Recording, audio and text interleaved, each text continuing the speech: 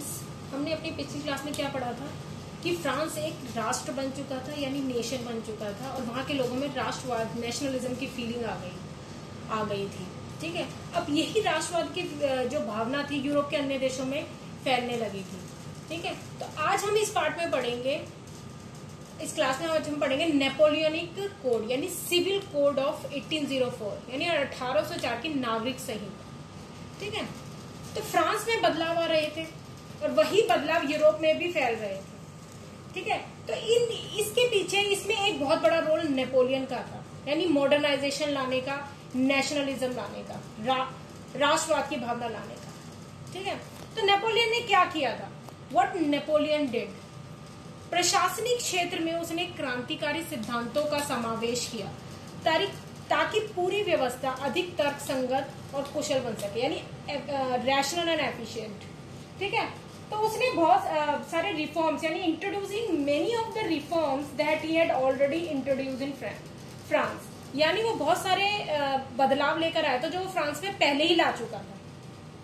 ठीक है, अब हम यहाँ पे नेपोलियन के बारे में कुछ मतलब रिकॉल करेंगे। नेपोलियन मतलब पहले नेपोलियन क्या था कि एक फ्रेंच आर्मी में मिलिट्री जनरल था।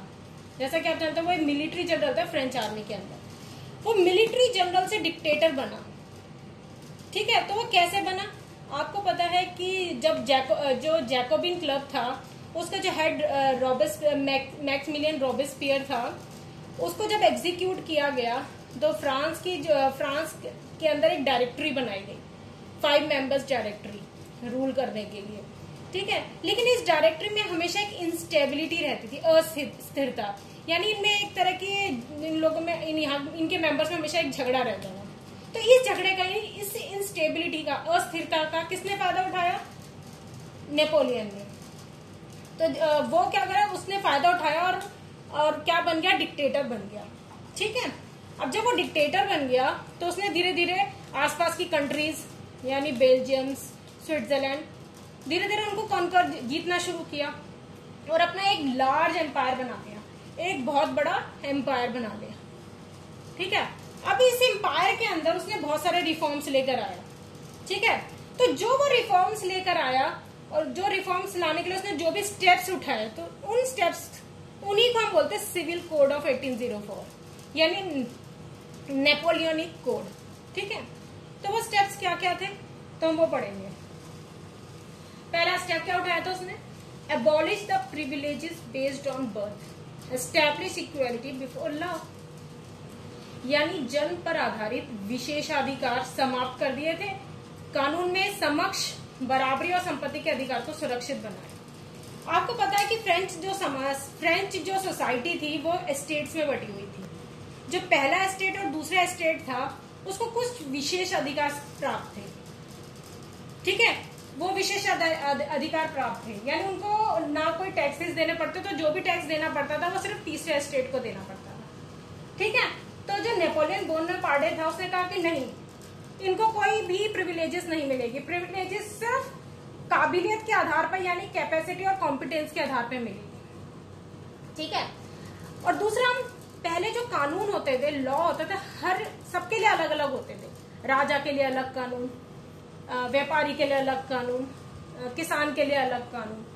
तो उसने कहा, उसने ये सबको एक ही कानून के अंदर ले आया। उसने कहा कि हर इंसान कानून के सामने बराबर है। ठीक है, और संपत्ति के अधिकार को भी सुरक्षित बनाया। दूसरा उसने क्या स्टेप उठाया? Feudal system, serfdom and manorial dues were abolished.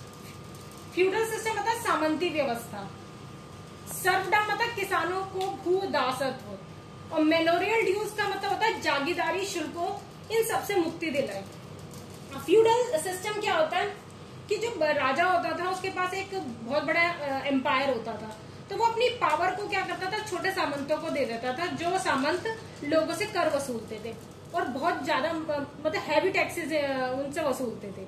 तो उसको भी अबॉलिश कर दिया नेपोलियन ने। दूसरा, किसानों को भू दासत्व, यानी सर्फडम। पहले जो होता था, जो किसानों को अपने अंदर को एज ए लेबर की तरह यूज करते थे, जो राजा होते थे या सामंत होते थे, तो अपने किसानों को अपने अंदर एक लेबर की तरह यूज करते थे। तो जो नेपोलियन था उनको भू दासत्व से मतलब हटा दिया। दिया मतलब, और जागीरदारी शुल्कों से मुक्ति दिलाई। जो पहले जो बड़े किसान होते थे वो छोटे किसानों को क्या करते थे, उधार दे देते थे या उनसे टैक्स वसूलते थे, तो उन सबसे उन्हें मुक्ति दिला। तीसरा था guild restrictions were removed, transport and communication system were improved. Guild restrictions का मतलब क्या होता है कि पहले जो व्यापारी मर्चेंट्स होते थे उनको ग्रुप्स में काम करना अच्छा लगता था, लेकिन राजाओं के टाइम में उन पे ये रिस्ट्रिक्शन थे कि वो ग्रुप में काम नहीं कर सकते। तो ये गिल्ड रिस्ट्रिक्शन यानी श्रेणी संघों के पे जो नियंत्रण था, जो उन्हें मना कर रखा था ग्रुप में काम करने से, उसे हटा दिया गया। यानी आप वो कर सकते हैं ग्रुप में काम, यानी कि आप अगर वो ग्रुप में काम करेंगे तो उनकी बार्गेनिंग पावर बढ़ जाती है, बार्गेनिंग पावर में इम्प्रूवमेंट हो। और इससे क्या हुआ कि ट्रेड बढ़ा, यानी व्यापार बढ़ा, उससे क्या हुआ, इकोनॉमी जो थी हमारी, जो उनकी अर्थव्यवस्था थी वो बढ़ी, अच्छी हुई, ग्रो करी। ठीक है, साथ में उसने ट्रांसपोर्ट सिस्टम यानी यातायात के साधन और संचार व्यवस्था को भी सुधारा। इससे भी जो उनकी जो अर्थव्यवस्था थी वो बहुत ग्रो करी। ठीक है, चौथा क्या था, standardize weights and measures, uniform laws and common national currency. उसे मानक भार और नाप और एक राष्ट्रीय मुद्रा सब जगह कर दी। इससे क्या फायदा हुआ, अब हर जगह आप चाहे कोई भी 1 किलो की चीज लो तो किसी जगह वही 1 किलो कम इतना मिलता था, कहीं जगह 1 किलो इतना मिलेगा, कहीं 1 किलो इतना मिलेगा। तो जो वेट्स में फर्क था, नाप में फर्क था, तो धीरे धीरे उसने सब जगह सेम कर दिया, स्टैंडर्ड कर दिया। यानी अगर कहीं से भी आप 1 किलो या 2 किलो कोई भी सामान लोगे तो सब बराबर मिलेगा, और एक ही करेंसी कर दी। ठीक है, तो इन सब जो भी वो रिफॉर्म लेकर आया, बदलाव लेकर आया, तो these changes help peasants, traders, सब बहुत खुश थे। They appreciated Napoleon for this principles. ठीक है, तो उन्होंने जो ये सारे प्रिंसिपल्स थे जो नेपोलियन को बहुत अप्रिशिएट किया, और इनको इन प्रिंसिपल्स को मॉडर्न रिफॉर्म्स को मॉडर्नाइजर्स ऑफ यूरोप भी कहा जाता। ठीक है, क्योंकि इट इज द सिस्टम, क्योंकि उन्होंने ये सारे सिस्टम को एक आसान बनाया था, अच्छा बनाया था। ठीक है, तो ये फ्रेंच आर्मी थी जो नेपोलियन बोनापार्ट के अंदर दूसरे देशों को कनकर कर रही थी, यूरोप के, यानी यूरोप के बाहर और दूसरे देशों को कॉन्कर कर रही थी। तो शुरू में लोगों ने उसे क्या बोला, हार्बिंगर ऑफ फ्रांस, यानी आजादी लेकर आए ये, यानी फ्रेंच आर्मी जो कॉन्कर कर रही है। लोग खुश थे कि क्योंकि जो यूरोप के जो फ्रांस के पास के देश थे, जैसे बेल्जियम था, तो उनको लगता था कि फ्रांस में जो नेपोलियन बोनापार्ट है वो इतने मॉडर्न प्रिंसिपल लेकर आया है, तो अगर वो हमारी इकोनॉमी को कॉन्कर कर लेगा तो हमारी इकोनॉमी को भी फ्रांस की तरह वो क्या कर देगा, ग्रो करवाएगा, क्योंकि उनके राजा तो कुछ नहीं कर रहे थे।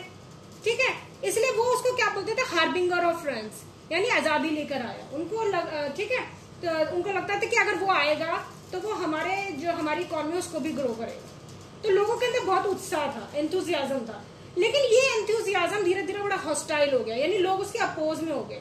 पहले लोगों ने उसको वेलकम किया, और बाद में हॉस्टाइल हो गए। ठीक है, ऐसा क्यों हुआ? ऐसा इसलिए हुआ क्योंकि जब नेपोलियन बोनापार्ट ने उनको कॉन्कर किया तो धीरे धीरे उसने कुछ एडमिनिस्ट्रेटिव अरेंजमेंट्स लगा दिए। क्या लगा दिए? एडमिनिस्ट्रेटिव अरेंजमेंट्स लगा दिए, लाइक इंक्रीज टैक्सेशन, बढ़े हुए कर।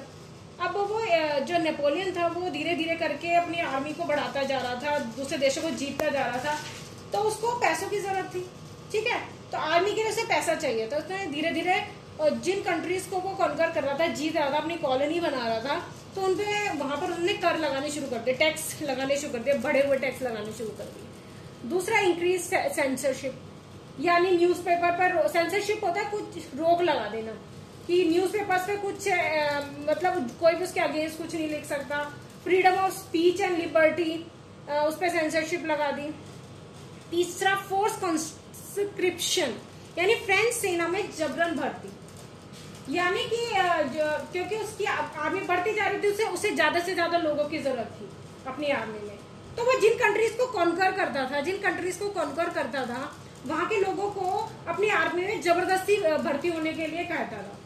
तो धीरे धीरे जो लोगों का जो वेलकम वाला एटीट्यूड था ना उसकी तरफ, कि लोग जो उसे वेलकम कर रहे थे, तो धीरे धीरे वो अनफ्रेंडली हो गए, उसको अपोज करने लगे। ठीक है, तो पहले जो वेलकमिंग नेचर था अनफ्रेंडली हो गया। ठीक है, तो ये था नेपोलियन कोड, यानी सिविल कोड ऑफ 1804।